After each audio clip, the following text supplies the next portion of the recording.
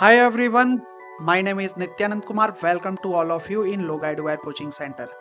आप सबका बहुत बहुत स्वागत है। 2023 से शुरू हुआ ये कोचिंग सेंटर आज कहीं ना कहीं आपके प्यार के बदौलत ठीक ठाक और सही तरीके से चल रही है।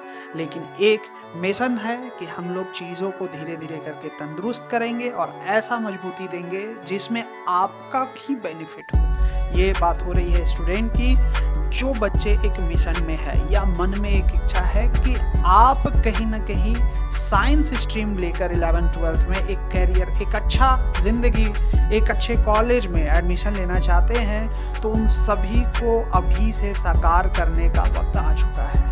अगर आप 8 से 9 में चले गए हैं तो उसके लिए मैं अभी आपको बताऊंगा कि हमारे कोचिंग इंस्टीट्यूट में आपको क्या क्या चीज़ मिलेगी, नंबर 1, नंबर 2 क्या फीस होने वाला है, नंबर 2 और किस तरीके से हम लोग अपनी व्यवस्था को आगे बढ़ाकर काम करेंगे। तो फटाफट से शुरू करते हैं इस वीडियो को।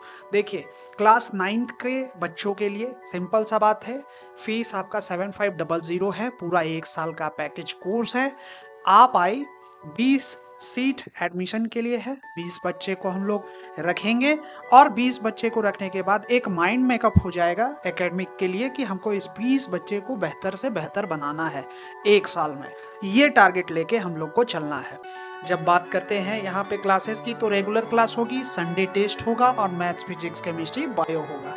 कहने का मतलब ये है कि रेगुलर क्लास तो होती है, संडे को प्रॉपर टेस्ट होता है, हर संडे टेस्ट होता है जो भी पढ़ाया जाता है, और साथ साथ में मैथ साइंस ना बोलते हुए मैथ्स, फिजिक्स, केमिस्ट्री, बायो आपको बोला जा रहा है। इसका मतलब है हर सब्जेक्ट का एक वेटेज है और वो आपको बताया जाएगा। देखिए, कुल मिला के आप अगर ध्यान से समझे तो 11th-12th में पढ़ रहे हैं बच्चे साइंस स्ट्रीम के, या तो इंजीनियरिंग फील्ड में जेई की तैयारी करते हैं, नहीं तो मेडिकल फील्ड में आपकी नीट की तैयारी करते हैं। इन सभी लक्ष्य को, ये भारी भरकम लक्ष्य है, आप ध्यान से देखें, बाहरी प्रारूप को देखें। अगर आप एक बड़े शहर में देखें तो 9th से ही फाउंडेशन बिल्डअप किया जाता है। बिल्डअप तो 7-6 से ही होता है, लेकिन कहीं ना कहीं 9th क्लास में बहुत मतलब एक कहा जाए तो 9th से ही चीज़ों को पकड़ लिया जाता है। 9th का पोर्शन 11th में, 10th का पोर्शन 12th में थोड़ा थोड़ा मैच करता है, क्यों ना उसको थोड़ा सा एक्सीड करके पढ़ा दिया जाए। तो इस तरीके से चीज़ें आगे बढ़ेगी। आप मैथ्स के रूप में आप आर.एस. अग्रवाल का 9th का बुक लेंगे और साथ साथ में 10th का भी बुक लेंगे। 9th का बुक लेना है आपके करिकुलम के लिए और 10th का बुक आपको लेना है कुछ एडवांस एलिमेंट को जब हम लोग बताएंगे तो उसमें से कुछ क्वेश्चंस प्रैक्टिस करने को आपको मिलेगी। तो इससे आपका 10th का भी कुछ पोर्शन पहले से कंप्लीट रहेगा। अब क्या क्या चीज़ है, स्टैंडर्ड क्लासेस जो IIT neat and other competitive के क्वेश्चंस की फाउंडेशन को तैयार करने में सहयोगी हो।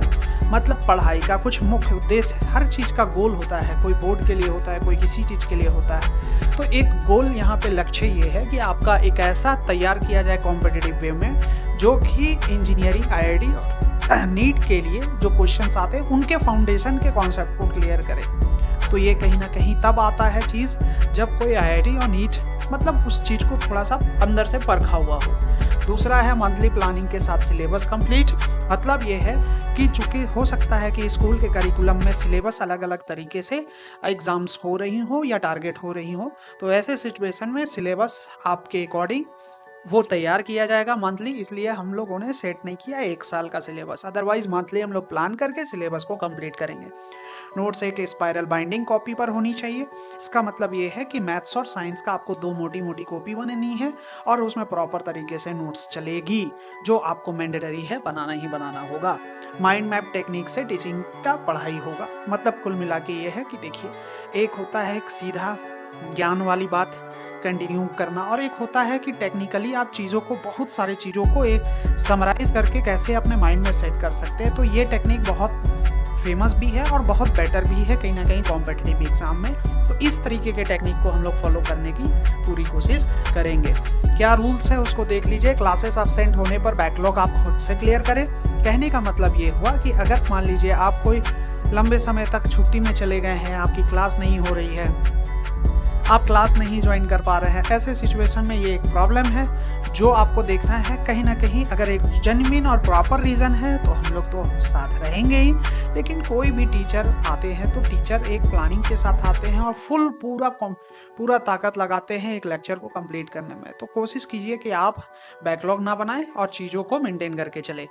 टेस्ट ना देने पर फाइन लगेगा, ऑफ कोर्स है। आप अपने रूटीन को फॉलो कीजिए। अगर आप टेस्ट नहीं दीजिएगा तो फाइन बिल्कुल लगेगा। और नोट्स ना करने पर क्लासेस सस्पेंड कराई जा सकती है। अगर आप नोट्स प्रॉपर तरीके से नहीं करते तो हो सकता है कि आपको कुछ दिन के लिए रोक लिया जाए। इसके पीछे ये जो रूल है, ये स्ट्रिक्ट रूल इसलिए बनाया गया है ताकि आप सही तरीके से और बेहतर तरीके से चीज़ों को पढ़े और आगे बढ़े।